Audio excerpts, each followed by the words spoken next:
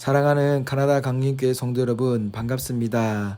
오늘 하루도 하나님께서 우리와 함께 하시며 우리의 가정 가운데 임재하시며 우리의 삶을 하나님이 원하시는, 하나님이 기뻐하시는 삶의 자리로 인도하여 주실 줄 믿습니다.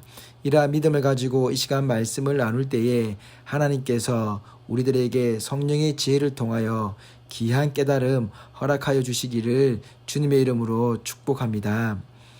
오늘은 사무엘하 1장에서 3장까지의 말씀으로 함께 생각해 보고자 합니다.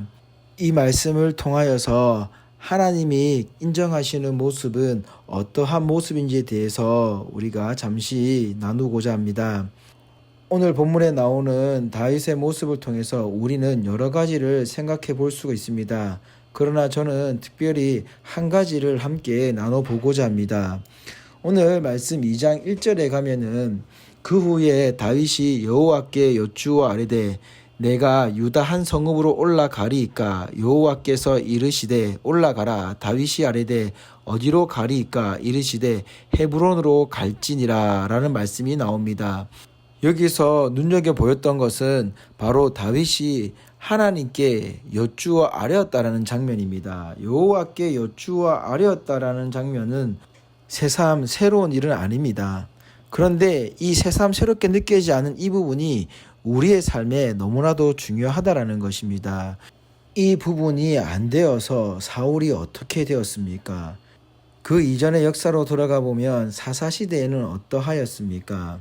하나님에게 은혜를 입었음에도 불구하고 하나님만을 의존하지 못하고 인간의 생각, 자신의 생각대로 움직이려 했던 그들의 모습의 마지막은 늘 좋지 않았다라는 것을 우리는 잘 알고 있습니다.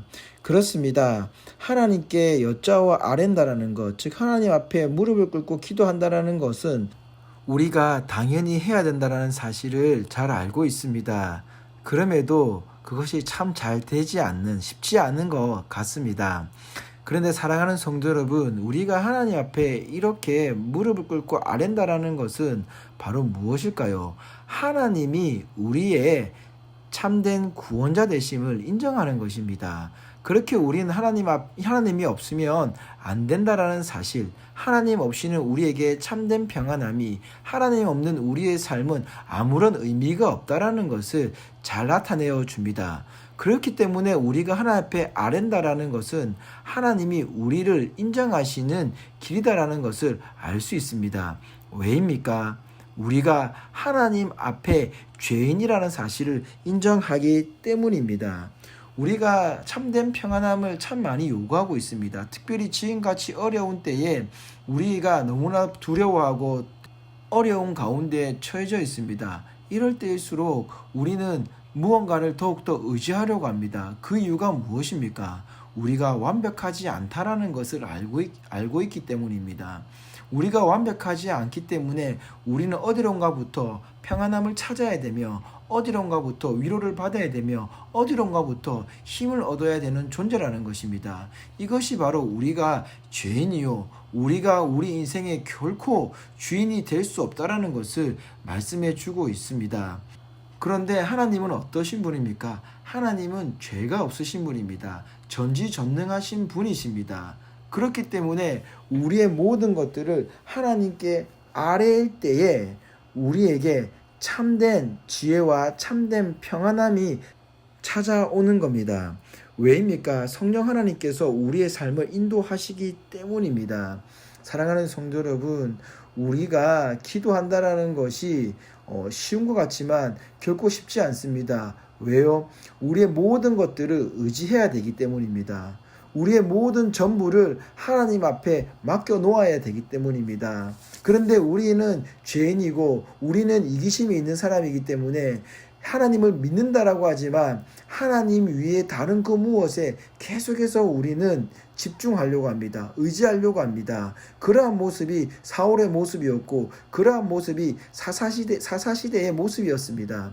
그런데 다윗의 모습은 계속해서 어떻게 비춰주고 있습니까? 그러한 시대의 틀을 깨고 있습니다.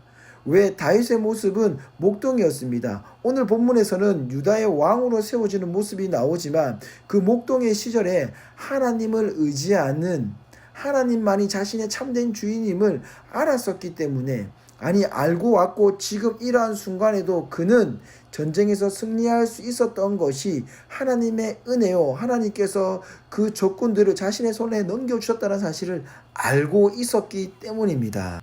목동의 때에 사자와 곰 사이에서 이제 왕으로서 적군들을 물리쳐야 되는 그 상황 속에서도 그는 한결같이 하나님께 아뢰었던 자였습니다. 그래서 하나님은 다윗을 인정하시는 겁니다. 하나님은 세상의 기준으로 우리를 인정하시는 것이 아니라 하나님의 기준으로 인정하십니다. 왜일까요? 세상의 기준은 죄악된 기준이기 때문입니다. 죄가 들어가 있습니다. 그러나 하나님의 기준은 죄가 없으십니다. 완벽하십니다. 완전하십니다. 그런 하나님의 기준에 우리가 인정이 될 때에 하나님께서 우리와 함께 하신다라는 것을 말씀해 주고 있습니다.